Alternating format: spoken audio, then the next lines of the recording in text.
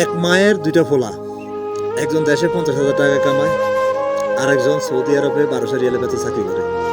1200 Real বর্তমান হিসেবে 35-36,000 টাকা। আর দেশে যে 50,000 টাকা কামায় তে বেকার। এখন আমি আপনাদের কাছে একটা প্রশ্ন, মারা যে অবিচারগুলা করে বা পরিবারেরা যে অবিচারগুলা করে, যে স্বর্ণের সেট, দুধের বোতল, কসমেটিক, এগুলা কার কাছে চাইব? দেশে যে আছে হে তো 50,000 টাকা কামায়, হে বেকার। পরিবারের কাছে হে বেকার, তার কাছে কিছু নেই। এখন 1200 রিয়াল যে কামায় সৌদি আরবের, বাংলা 30,000-35,000 টাকা পরে, তার কাছে অনেক কিছু আছে। ঠিক আছে? এখন একটা জিনিস, আমরা পরিবারের যারা আছে তারা অবশ্যই চাহিদার শেষ তো নাই।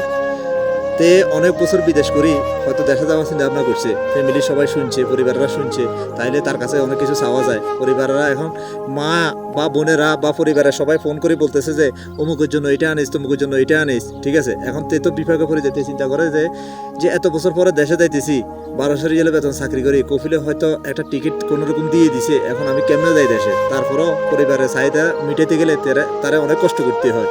তে দেখেন, হয়তো বলবো ফ্যামিলির এটা যে 50,000 টাকা কামায়, তার ছেলের জন্য এটা আনিস, তার বোর জন্য এটা আনিস, ঘরে কম্বল নাই কম্বল আনিস।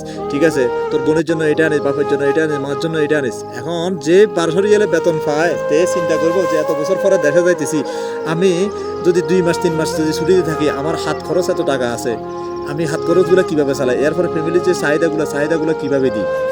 তারপরেও তে সবার মন জয় করার জন্য অন্তত নিজে না খাইও চেষ্টা করে যে ফ্যামিলি সবাই খুশি রাখার জন্য। ঠিক আছে? তে হয়তো দেখা যাচ্ছে ফ্যামিলি থেকে বলছে যে ভাই, তোর ভাই যে 50,000 টাকা কামায়, তার জন্য একটা লাইট আনিস যাতে ব্যাটারি নষ্ট না হয়। এরপরে মার জন্য হয়তো একটা চেইন আনিস, বা তোর বাইরের জন্য এইটা আনিস, তোর বোনের জন্য এইটা আনিস, ঘরে কম্বল নাই কম্বল আনিস। এখন একটা জিনিস চিন্তা করি, দেখেন এখন যে প্রবাসী আছে 1200 রিয়ালে বেতন চাকরি করে, 35-40,000 টাকা, 35-40,000 টাকা বেতন পায়। তে 3 মাসে যদি ছুটিতে যায়, 3 মাসে তার বর্তমানে হিসেবে ধরেন 1.5 লাখ 2 লাখের মতো খরচ আছে। তাহলে এই খরচটা কিভাবে মেক আপ করে? এরপরে ফ্যামিলির চাহিদাটা কিভাবে মেক আপ করে? তারা অনেক কষ্ট করতে হয়। আপনারা নিজেরা নিজের বিবেকের প্রশ্ন করেন যে আসলে যারা বিদেশ করে, বিদেশি আলার কাছে প্রচুর টাকা, না তারা দেশে থাকে তাদের কাছে প্রচুর টাকা? কিন্তু দেশের মানুষ বুঝতে চেষ্টা করে না, যে মনে করে যে বিদেশে থাকলে অনেক টাকা।